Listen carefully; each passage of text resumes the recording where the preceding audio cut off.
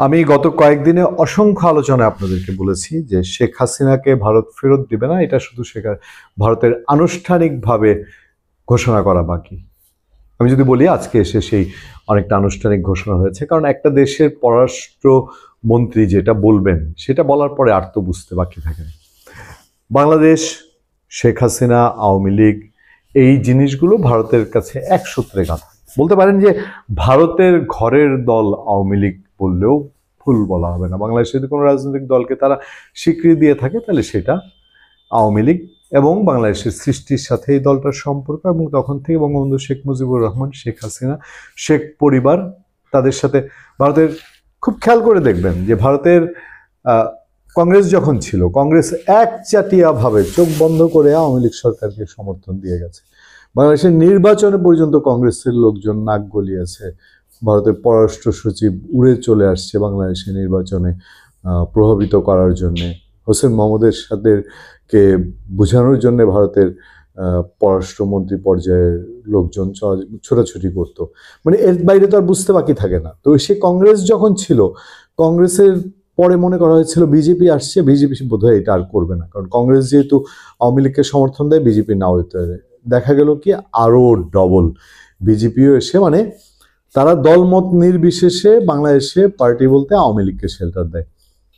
আসেন শেখ হাসিনার সাবজেক্টে, শেখ হাসিনা এবং আওয়ামী লীগের সাবজেক্টে এই যে এত এত লোক ভারতে পালিয়ে আছে, ভারতের কোনো রাজনৈতিক দল, কোনো রাজনৈতিক শক্তি, কোনো সংগঠন, কোনো ধর্মীয় গুরু বা মানবাধিকার সংস্থা কেউ কি বলে যে ভারত থেকে যে বাংলাদেশিদের বিতরণ করা হচ্ছে, এরকম কথা শুনেছেন যে আওয়ামী লীগের লোকজন গিয়ে ঘুরে গেছে, এদেরকে বিতরণ করেন, শেখ হাসিনা ঘুরে বসে আছে, সে তার পরিবার সহ তারা বিতরণ করেন, ভারত থেকে এগুলো তুলে না। ফলে পরিষ্কার যে ভারত তাদের মোটামুটি জাতীয় একটা ঐক্য তৈরি করেছে আওয়ামী লীগকে শেল্টার দেওয়ার জন্য। তারই প্রতিফলন আমাদের এখনকার খবরে বাংলাদেশের সাবেক প্রধানমন্ত্রী শেখ হাসিনার ভারতে অবস্থান করা নিয়ে ভারতের পররাষ্ট্রমন্ত্রী এস জয়শঙ্কর বলেছেন, বাংলাদেশের সাবেক প্রধানমন্ত্রী শেখ হাসিনার ভারতে অবস্থান সম্পূর্ণভাবে তার ব্যক্তিগত সিদ্ধান্ত। যে পরিস্থিতি তিনি ভারতে চলে এসেছিলেন, যে পরিস্থিতিতে শেখ হাসিনা ভারতে চলে এসেছিলেন, সেই বাস্তবতা দ্বারাই এটি প্রভাবিত। এটা শনিবারে ভারতের এনডিটিভির সিইও ও এডিটর ইনচার্জ রাহুল কানওয়ালের সাথে এক আলোচনায় জয়শঙ্কর এই কথা বলেছেন। শেখ হাসিনা কি যতদিন ইচ্ছা ভারতে থাকতে পারবেন, প্রশ্ন করা হয়েছিল। এমন প্রশ্নে জয়শঙ্কর বলেন, এটা ভিন্ন বিষয়, তিনি যে পরিস্থিতিতে এখানে এসেছেন সেই পরিস্থিতি তার ভবিষ্যৎ নির্ধারণে বড় একটি ভূমিকা পালন করবে। কিন্তু আবারও বলছি, এটি এমন একটি বিষয় যেখানে শেষ পর্যন্ত তাকেই নিজের সিদ্ধান্ত নিজেই নিতে হবে। শেখ হাসিনার সিদ্ধান্ত শেখ হাসিনা নিজেই নিতে হবে।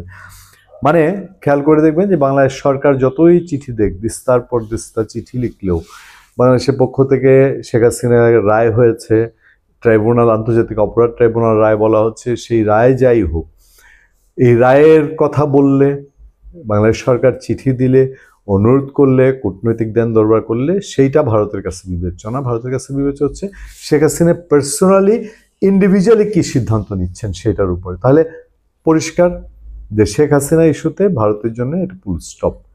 ভারত, আমার ধারণা যে আর বাংলাদেশের সাথে কোনো এ পর্যায়ে যে বলেছিল না যে খুব খুশি হয়েছিল যে ভারত শেখ হাসিনা বিষয়টা পর্যালোচনা করছে, রণধীর জয়সওয়াল বলেছিলেন, আপনার ভারতের পররাষ্ট্র মন্ত্রণালয়ের মুখপাত্র।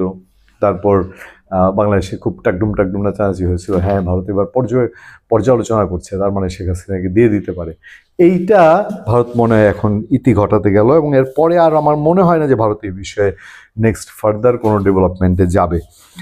এরপর আলোচনায় ভারত বাংলাদেশ সম্পর্কের বর্তমান প্রেক্ষাপট নিয়ে কথা বলেন জয়শঙ্কর। তিনি বাংলাদেশে একটি বিশ্বাসযোগ্য ও গ্রহণযোগ্য গণতান্ত্রিক প্রক্রিয়া নিশ্চিতের প্রতি ভারতের চাওয়ার উপর জোর দেন। খুব কূটনৈতিক ভাষা কিন্তু দেখবেন, বিশ্বাসযোগ্য, গ্রহণযোগ্য গণতান্ত্রিক প্রক্রিয়া। আর বাংলাদেশে এখন যে প্রক্রিয়াটা যাচ্ছে নির্বাচনের দিকে, এটা কি বিশ্বাসযোগ্য এবং গ্রহণযোগ্য প্রক্রিয়া, নাকি আওয়ামী লীগ যে অবিশ্বাসযোগ্য নির্বাচন 2014, 18, 24 করেছিল সেরকম প্রক্রিয়া এবার আগাচ্ছে? বাংলাদেশের সাম্প্রতিক রাজনৈতিক পরিস্থিতি প্রসঙ্গে জয়শঙ্কর বলেন, আমরা শুনেছি বাংলাদেশের মানুষ, বিশেষ করে বর্তমান শাসক গোষ্ঠীর অভিযোগ আগের নির্বাচনের প্রক্রিয়ায় সমস্যা ছিল। যদি নির্বাচন নিয়েই আপত্তি থাকে তাহলে প্রথম কাজ হওয়া উচিত একটি সুষ্ঠু নির্বাচন আয়োজন করা।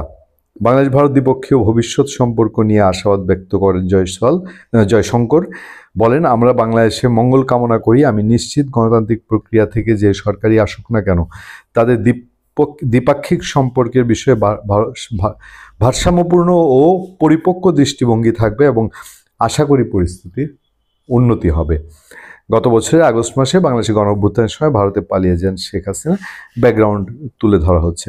ইন্টারেস্টিং কি জানেন, যে বাংলাদেশের যেই সরকারই আসুক, ডক্টর ইউনূস এটা তো নির্বাচিত সরকার না, ফলে যেই নির্বাচিত সরকারই আসুক তখন ভারতের সাথে এখন যে সম্পর্কটা তলানিতে নিয়েছেন ইউনূস সাহেব, যেই দল আমি বারবারই যেই দল বলছি, একটু ক্লিয়ার করে যদি বলি, বিএনপি আসুক, জামাতে ইসলামী আসুক, আর আওয়ামী লীগ তো ভবিষ্যতে কখনো আসলে আছি, যেই দলই আসুক ভারতের সাথে সম্পর্ক এরকম থাকবে না। এটা কোনো পলিটিক্যাল গভর্নমেন্ট জনগণের ম্যান্ডেট নিলে পার্শ্ববর্তী এত বৃহৎ দেশের সাথে এরকম জুয়া খেলা খেলে না। যাক, শেখ হাসিনার ইস্যুটায় ভারত কোন দিকে যাবে এটা বোধহয় পরিষ্কার হয়ে গেল। ভালো থাকবেন, সুস্থ থাকবেন। আপনার সাথে আমি আতিক রহমান, পূর্ণিয়া।